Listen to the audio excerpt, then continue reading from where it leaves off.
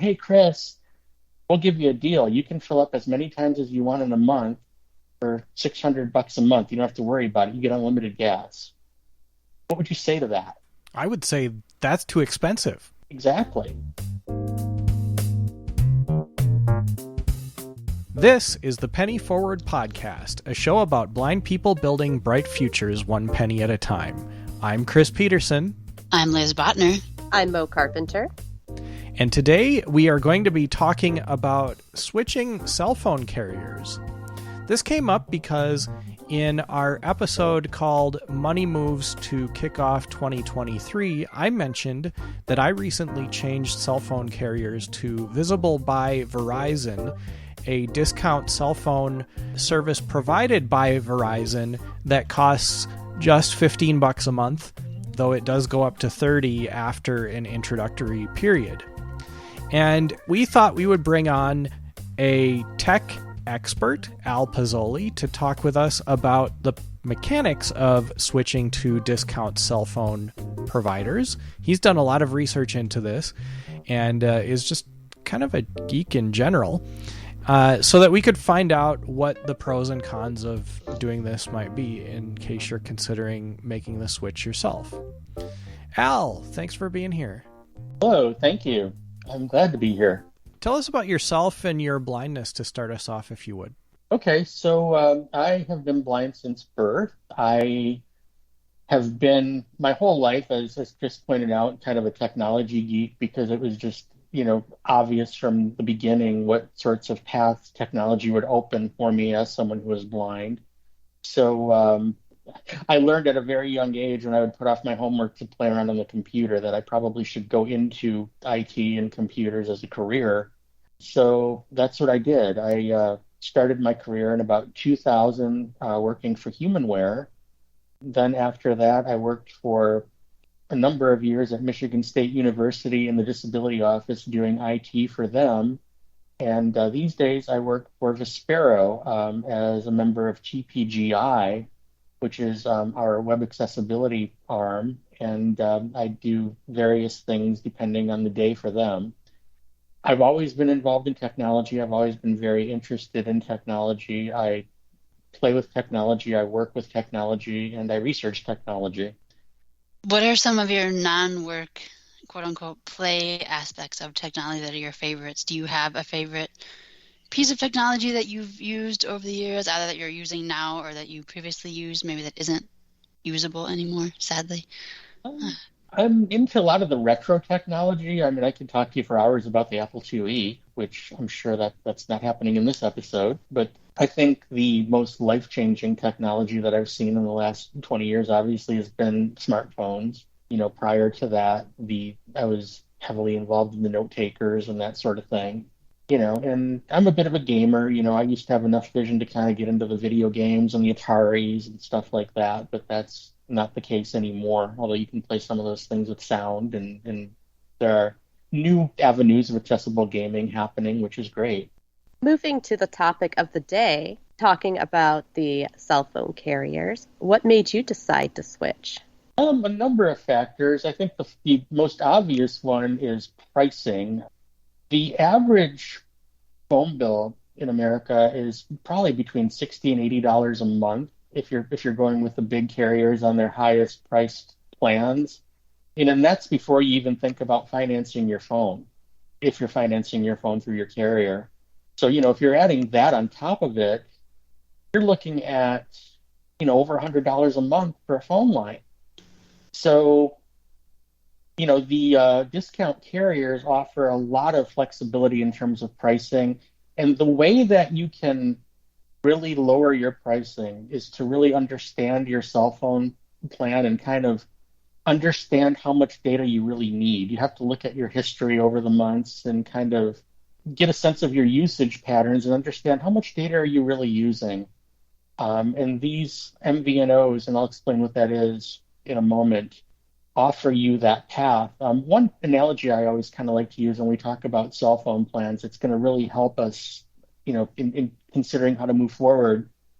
Say the Peterson family had a car and they filled it up three times a month with gas, and maybe say each fill was $50 a month. I'm just making these numbers up, but they're based on national averages. $150 a month, right? So let's assume that the gas station came up with a new offer, unlimited pass for gas, and they said, "Hey, Chris, we'll give you a deal. You can fill up as many times as you want in a month for $600 a month. You don't have to worry about it. You get unlimited gas." What would you say to that?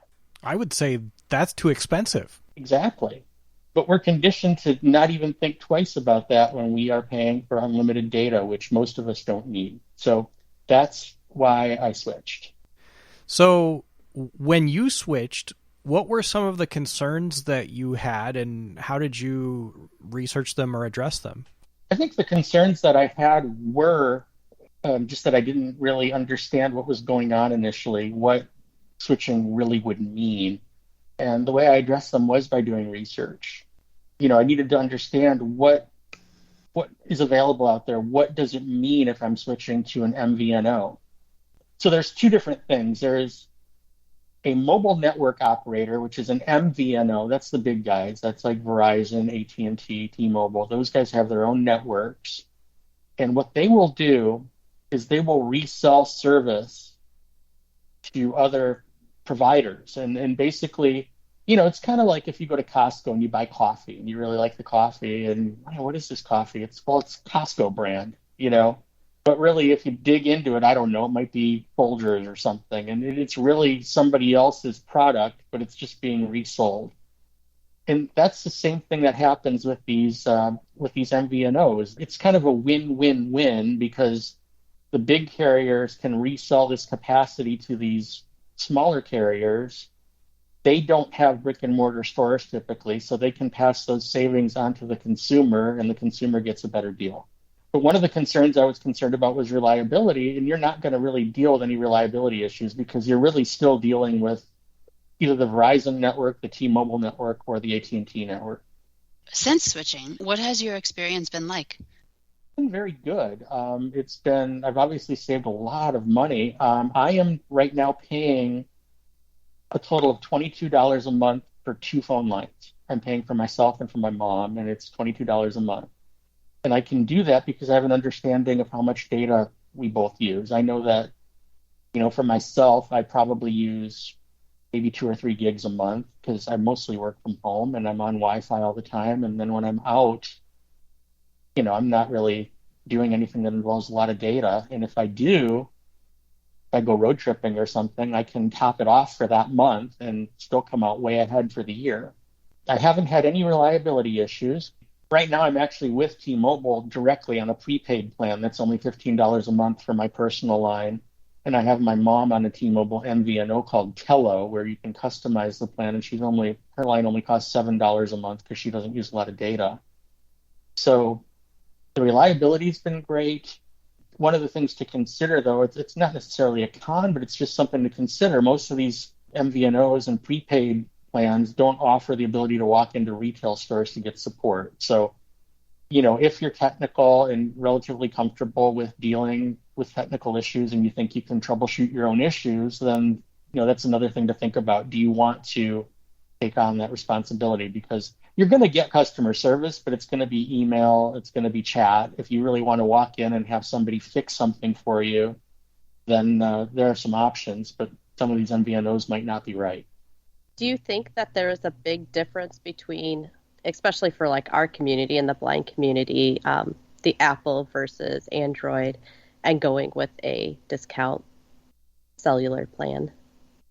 I don't think that it really matters as far as Apple versus Android. I think the issues that our community would face are the same issues that anybody else would face, really. Are you comfortable switching carriers? There's a process you have to go through when you switch. Are you comfortable doing that yourself, or do you want to have assistance doing it? Are you comfortable installing your SIM card, which we can talk about in a minute? Those sorts of things. But I don't think that they're specific to our community exactly.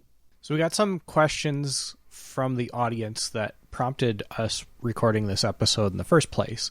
And the first one was, is my coverage still going to be as good as I expect, or am I going to have coverage issues by switching? Your coverage will be nearly identical. So if you switch to like visible from Verizon, you're going to have Verizon coverage. You're using the Verizon towers.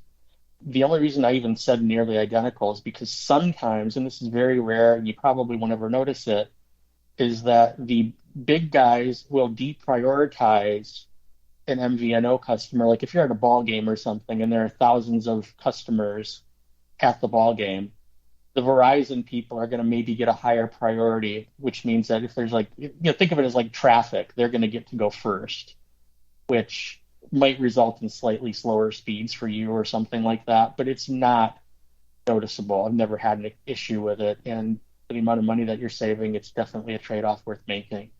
The second question we have from the audience is, if I do switch, can I keep my number, or will I have to memorize a new number? And will other people who have my current number have to memorize a new number? If anyone even does that anymore, because we all have people in our contacts, but Yeah, you can absolutely keep your number. The thing to remember, though, the first rule is do not, when you're going to switch, tell your old provider that you want to cancel.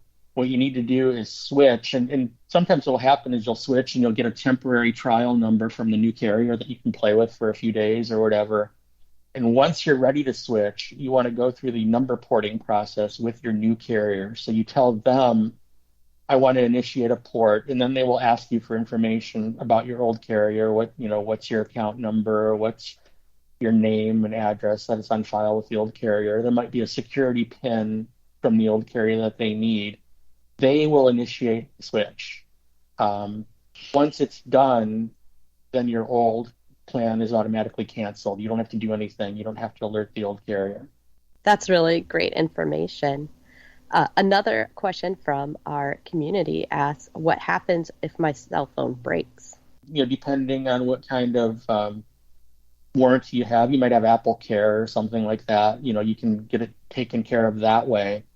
But with these prepaid plans, typically you're not financing your phone, and the company really has nothing to do with replacing your phone.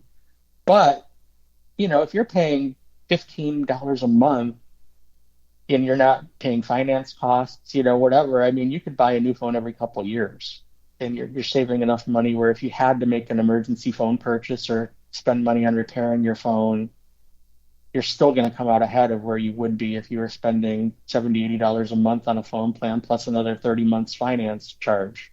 So here's another question we got, and I'll preface this by saying I had trouble doing this myself.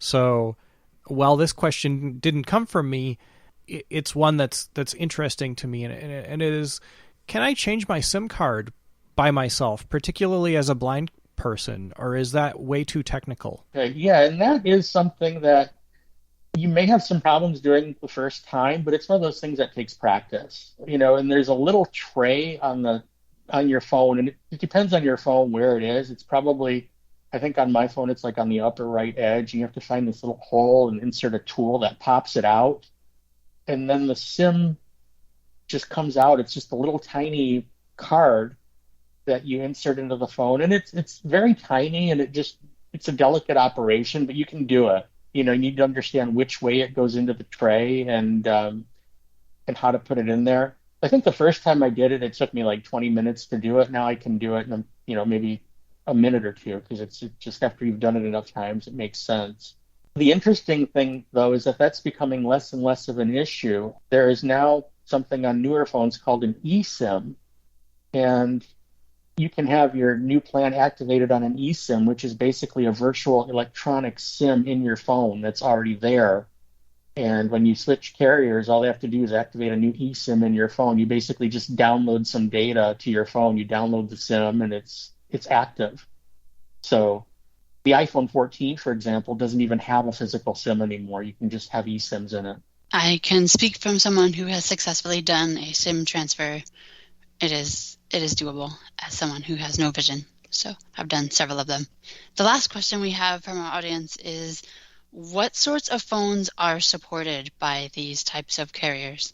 So really any phone today, you could buy pretty much any iPhone or Android, and it's going to be supported. And probably even other flip phone devices as well. But the main thing you have to do is ensure that whatever phone you're you're bringing to the carrier is unlocked. If you are financing a phone for your carrier right now, and maybe you have a year left or something, that phone may be locked to your current carrier. Once you've paid that phone off, they can unlock it for you.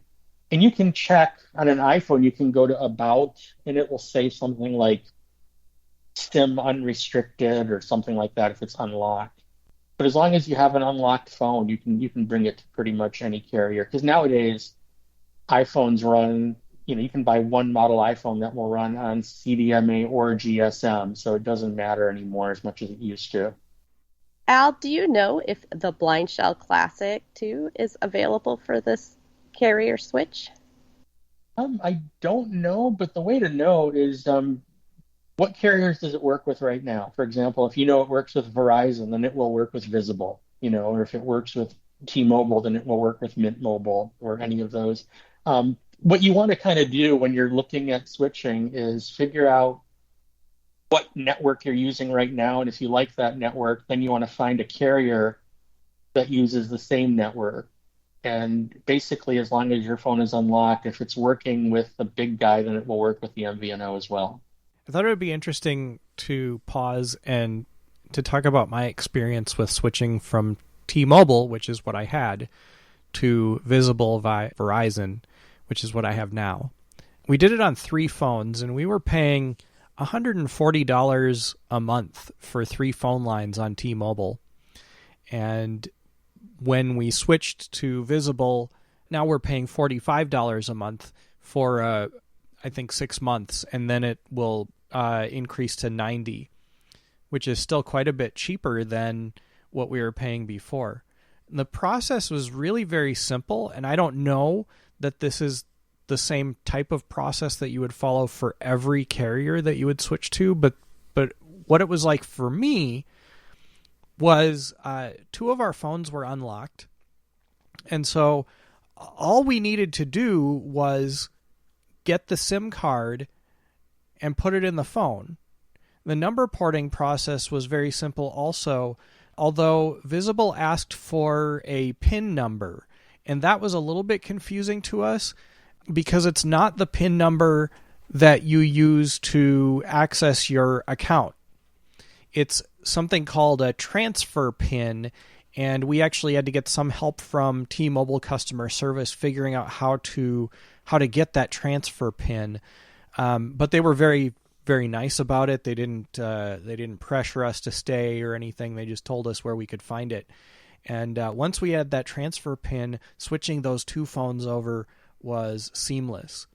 Now, my 3rd phone was locked, but I was eligible to get it unlocked because I wasn't under any sort of contract anymore, and I'd had the phone. It was all paid off, and I'd had it for several years. So for that, I needed to call T-Mobile and ask them to unlock the phone before I switched.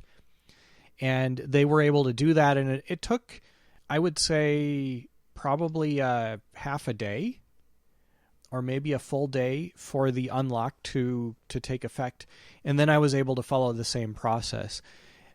The one thing that I had, and I don't have a lot of experience with this, is I had trouble opening the drawer on the side of the iPhone to get the SIM card out. So I needed help finding the little hole to press on to get the drawer to pop out. Once the drawer popped out, the SIM card was just sitting in the drawer. It feels like a really tiny SD card. It even has, if I remember correctly, one corner cut out so you can't put it in accidentally the wrong way.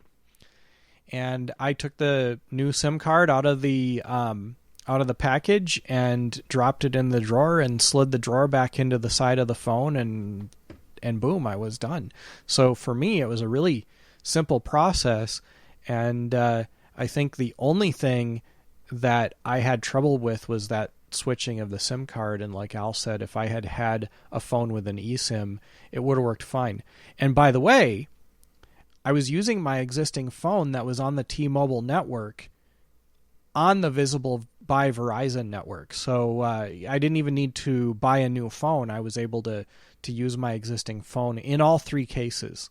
So it has worked out great for us, and we've had no problem. We've been switched over now for about 3 months.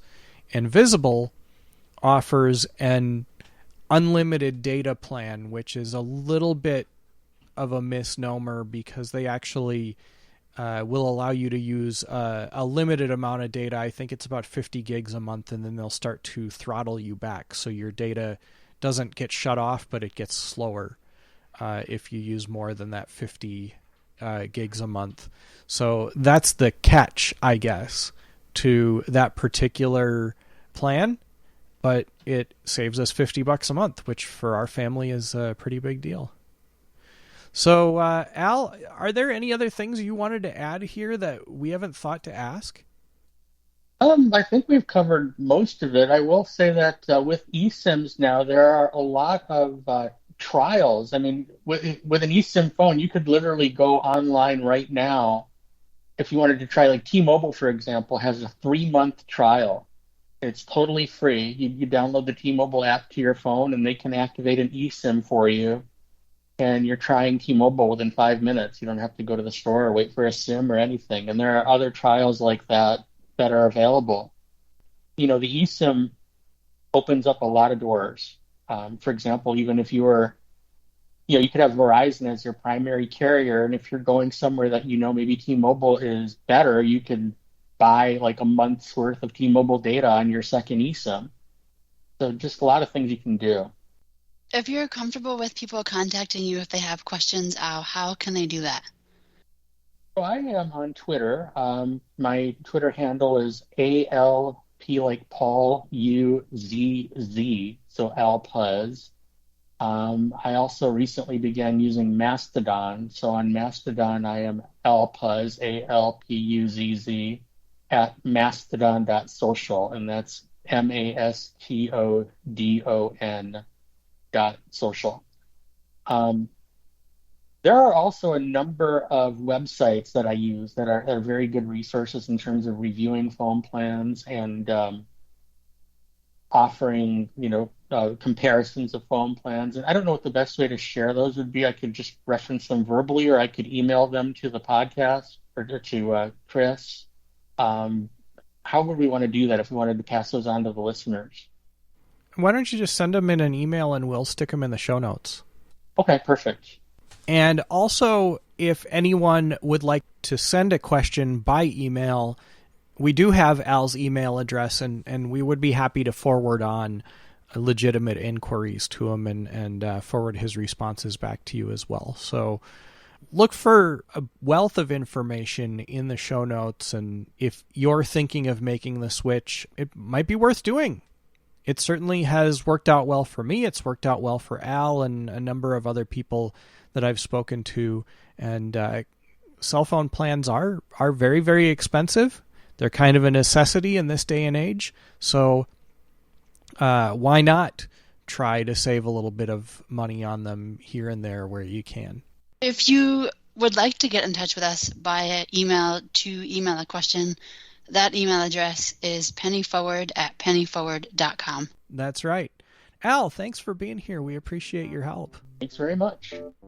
Would you like to take advantage of Penny Forward's online courses, members-only group chats, and get early access to all of these podcast episodes a full week in advance, except when we're sick?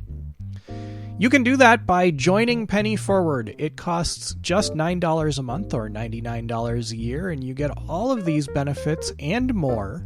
You simply need to go to pennyforward.com and click on the Join Penny Forward link. And again, it costs just $9 a month or $99 a year. And if you would like to, Penny Forward is supported by donations, so please consider making a donation while you're there to support our important work to help blind people navigate the complicated landscape of personal finance through education, mentoring, and mutual support. You've been listening to the Penny Forward podcast, produced by Chris Peterson and Liz Botner, and also with help from Mo Carpenter. Audio editing and post-production is provided by Bryn Lee at superblink.org. and transcription is provided by Ann Verdine. And for all of us in the Penny Forward community, I'm Chris Peterson. I'm Liz Botner. And I'm Mo Carpenter. Thanks for listening, and have a great week.